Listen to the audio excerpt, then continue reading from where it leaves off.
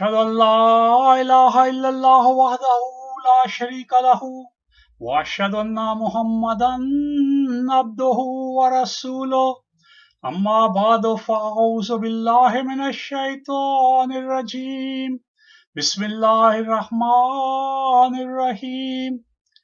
Respected viewers, Assalamu alaikum wa rahmatullahi wa barakatuhu. My name is Asif Ali Parvez and this is my presentation number 34. And as always, my theme of my program or presentation is Holy Quran and Science. Now today I will talk about the second elementary particle called electron. In my previous program presentations, I have talked about the light particle called photon. Now, most of you must have heard the name electron. So let's go back to the standard model. So this is the particle I'm talking about, and this is electron. As far as the photon is concerned, I have written a note here that I have made 17 programs starting from 17 to 33. So if you have not watched those programs, I will request you to watch it and your knowledge will increase tremendously. Now, first of all, I want to turn to the Holy Quran. A'udhu billahi minash shaitanir rajim.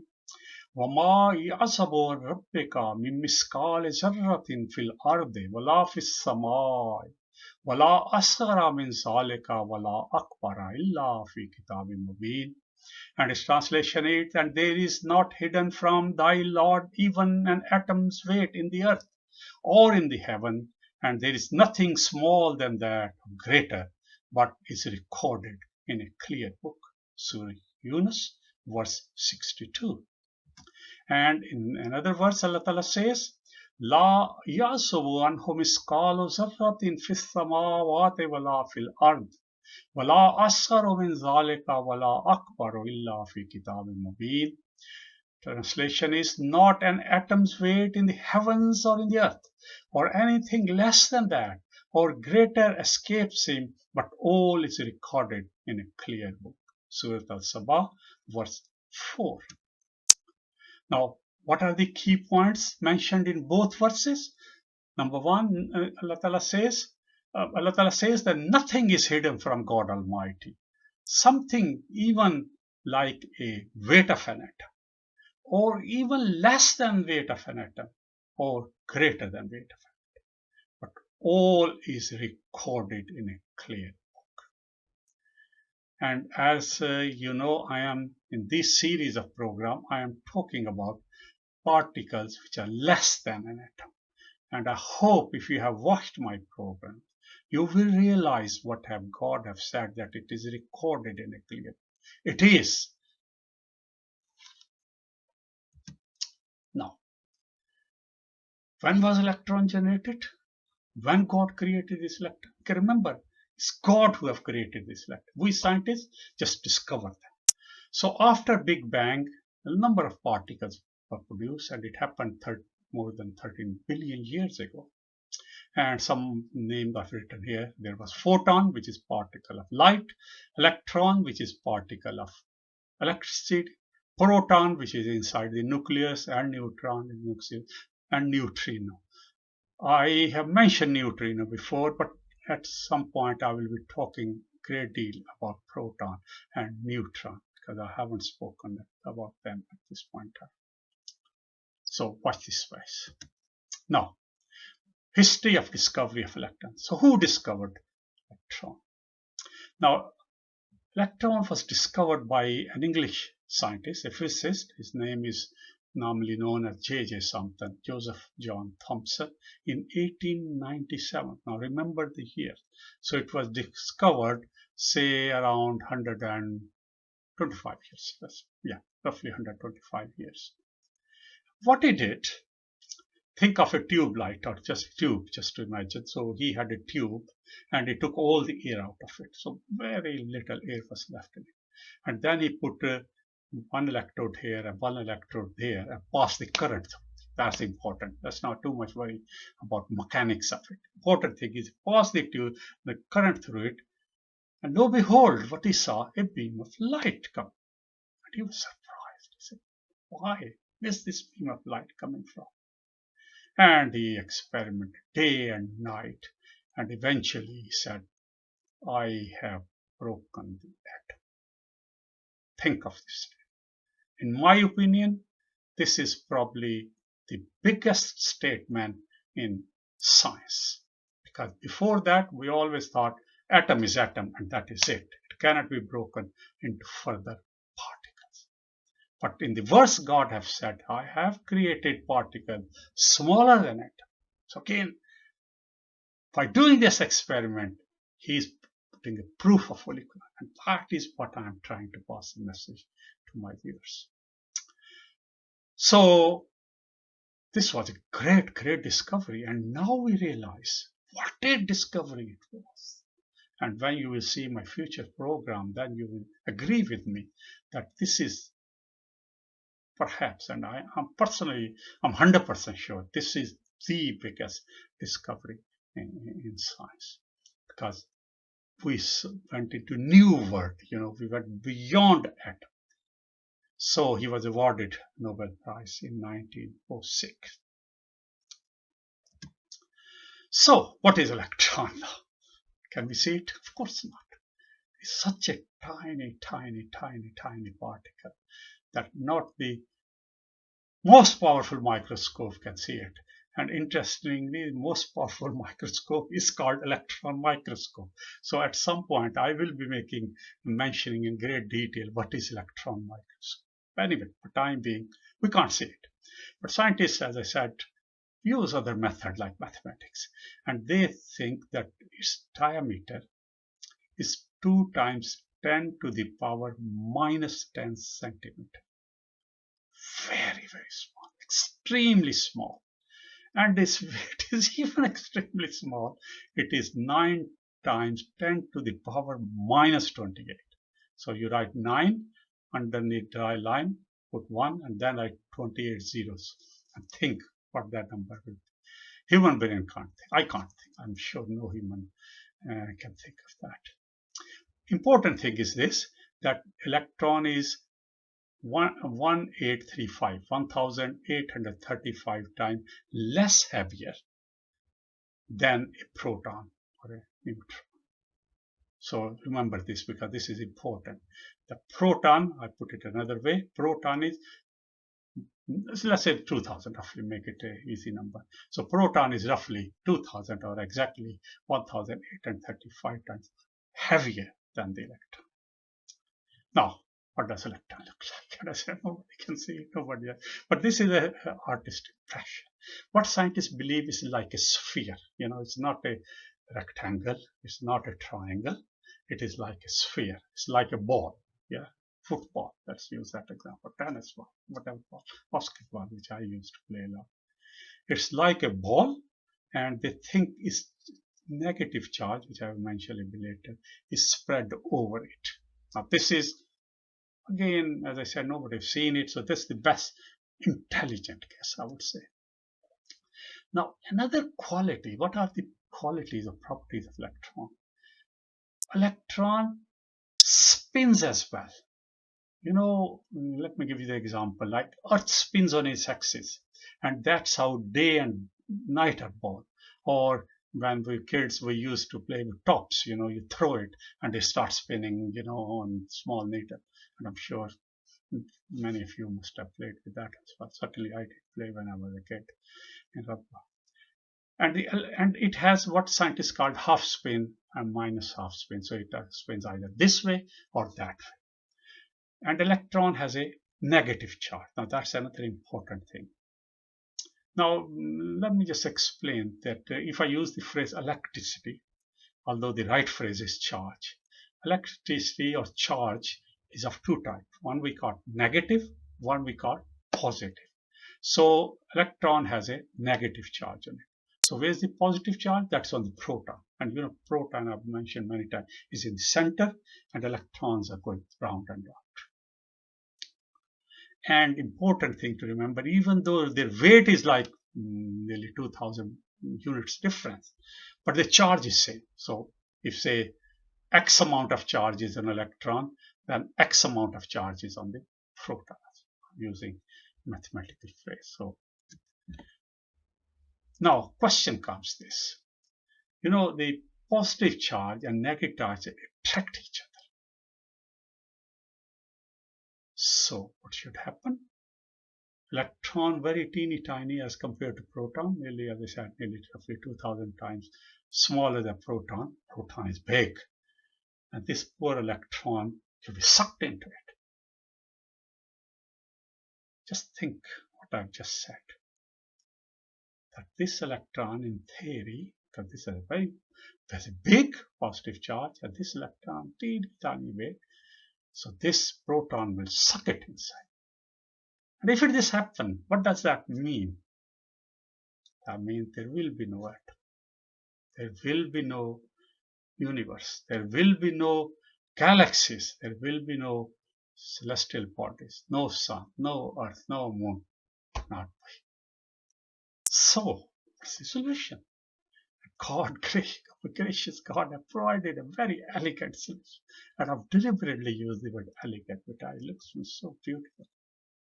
And what God has done, God have given a spinning or a moving, that electron moves. And when things move, they create what in science term called angular momentum. So this electron has an angular momentum. And this angular momentum keeps him moving in the circle again and again and again and again. And it is never attracted by the proton. And that's how, the atom remains stable. What a wonderful. Think about it. I get fascinated when I think of this thing.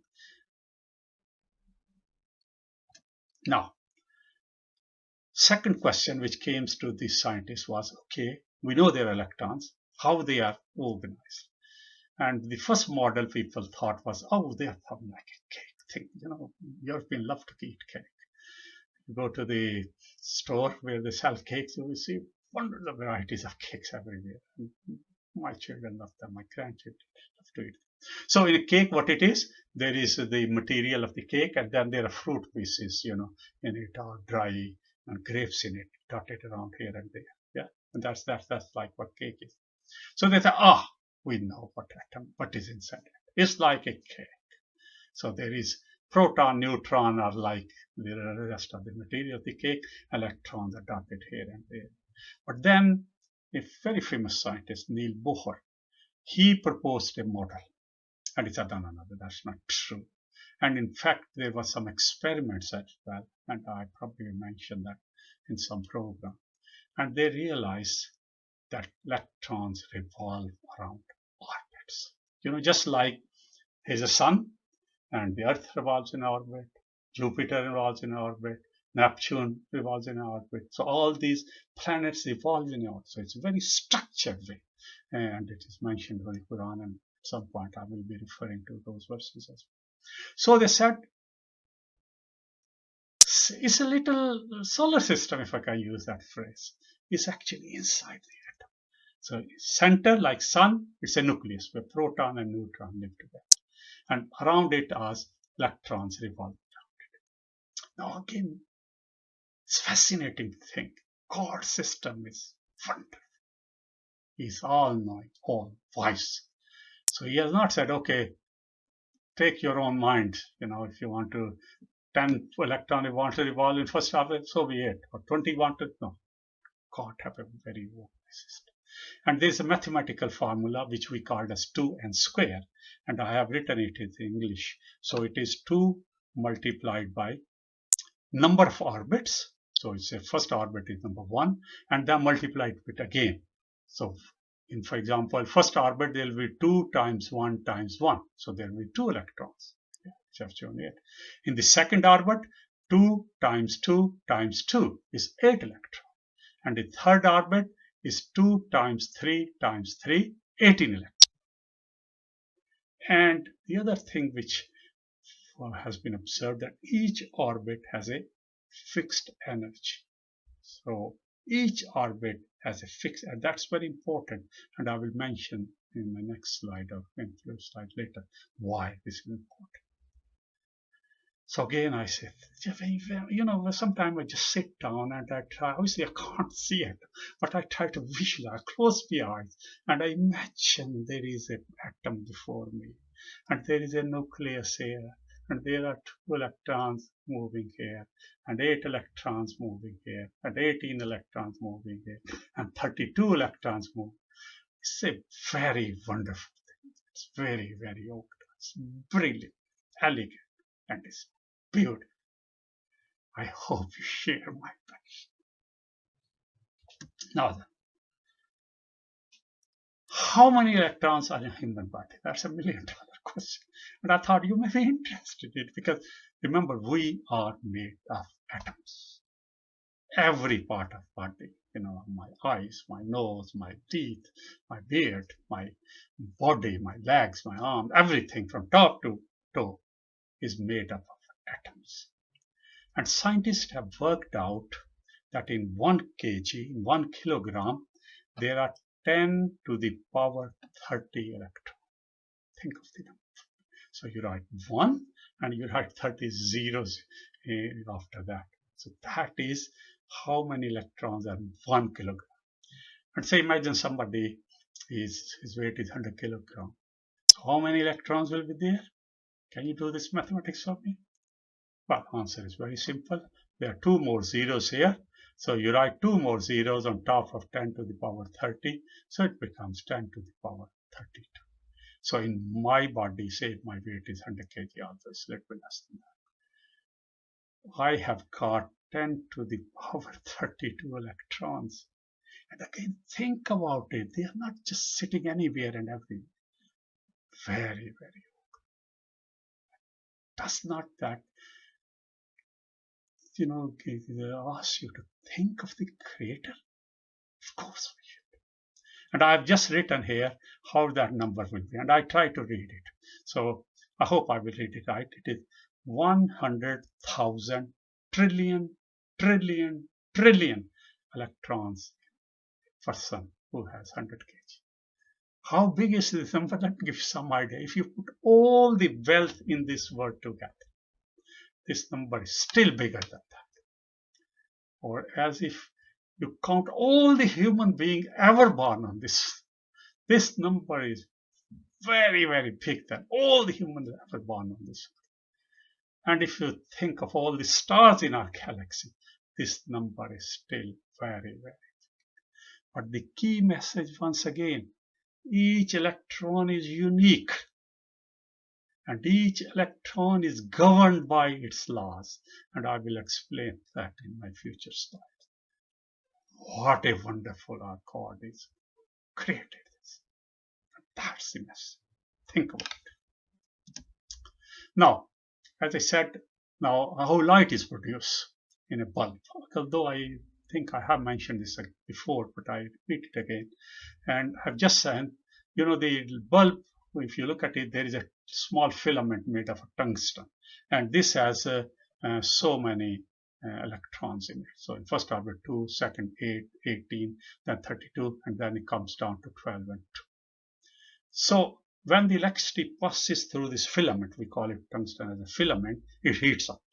And heats up, then the electron jumps from one orbit to the other orbit. Now remember I said this orbit have certain energy and this orbit have a more energy. And when it jumps there, so for example, it jumps from 1 to first orbit, second orbit. So there will be 1 electron left because 1 has jumped, and in second orbit will be now 9 electrons. Now that's against the nature. That's not how God created.